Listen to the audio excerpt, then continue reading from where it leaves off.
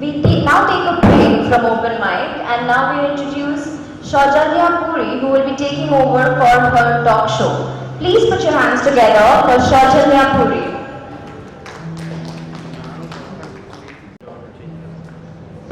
Thank you so much, Srija. Well, I really didn't realize that I was being nominated by a bunch of students to be part of a literary show like this, and they wanted me to talk about one of my favorite topics is millennial communication. We've always heard about communication. We heard and we understand communication is to connect, to understand what is unsaid, what is untold. But then, in the current times, we end up in a situation where we are grossly being misunderstood, but the youth of today are having a complete disconnect between their expectations to what people have to deliver with them. A newspaper article yesterday talks about how a sixth class child tried to commit suicide. And as I was walking today in the LinkedIn, there's a big chat going about the chat GPT and how it would disrupt jobs in the job sector. But we are living in times where people believe in instant gratification. The budding boom of authors, writers, columnists, speakers, YouTube influencers have been people who have actually been wanting to share their experience and to be heard. The last 25 years, I have had to change my way of teaching, addressing the students, specifically in the communication area. I notice that what I studied years before would be very irrelevant in the current times. I started off by teaching them how to be able to be saleable, to be putting in the right word, saleable, to be employable in the industry. But now, I think it is time for us to tell them how to fit into the industry. Because there are a lot of expectations. You can't hold back the millennials. I can see a whole bunch of them coming here, and I think in my times, I think we wouldn't really be able to bring out those books, rattle off those nice poetry which you could narrate today. It is because they have an urge. There is an instant urge to communicate. But you go back home, you don't have anyone you could connect with. The economy is so very disrupted, there are expectations that both the mother and father have to work. So when the child gets back home, there's no one to attend to. So what happens? There is a void. So you look for friends as a major succor. You look at friends who would be giving you that kind of support. But as evident in the recent readings which I've been hearing for the last few minutes, there is a void there too. You're not heard. So the humanity today, and more so the millennials, have an urge to be heard. So how do you communicate with them?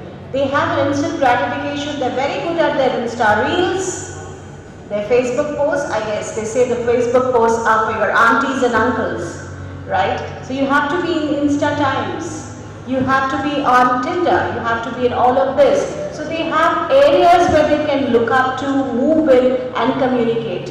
And we stand at crossroads. Be it at home, because neither do we have the time, nor do we have the energy to learn or unlearn whatever we have done. So to fit into it, I guess, to connect with them, it's more important that we have empathy.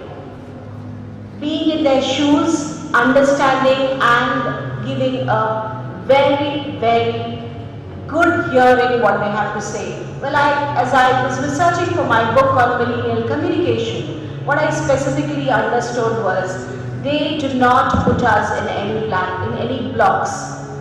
The youth of today will not look at any diversity, but they're looking at inclusivity altogether. So it's time that we elders put back our ideas and then look at how we could make that shift to accept and ensure we communicate in a way that is receptive, understandable, because we are looking, and India specifically is at crossroads. We are looking at the youth of today going to take on the world. We are already there. Most of the CEOs of the best companies are Indians. And our youngsters shouldn't feel throttled, suffocated, because there's lots to go, lots to achieve for each one of them. And that can be only achieved if we could look at connecting with them and communicate, understand what they want. There are lots of people, I think post-pandemic and in the recent times, one of the courses which has been most sought after has been psychology.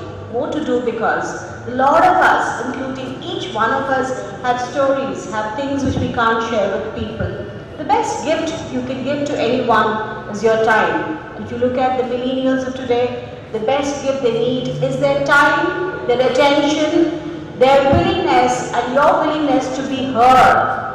Scores of students will come back and tell us that, ma'am, we want to be heard, we have a voice, we would want people to understand what we feel. Because what are you going to leave behind for us? We're leaving behind a place where there are no jobs. We're leaving behind an environment which is absolutely polluted. We are living behind a place where it's unsafe, both for the girl child and even for the men sometimes. So it's very important for us to ensure that we bring in that connect. So I took this platform, I'm so thankful to the bunch of students who could ensure that I come here and make my voice heard. But can I request all of you to kindly stand up once, if you don't mind, and give a high five to the person next to you. A little louder, a good high five. Right? That's what we do. We might be strangers, but in this globe, thank you so much. In this world, all of us are mere passengers with very limited time. So it's always important to make those connections. Go the extra mile to make the other person feel very comfortable. And especially with the millennials who are in a transition. They are the gender.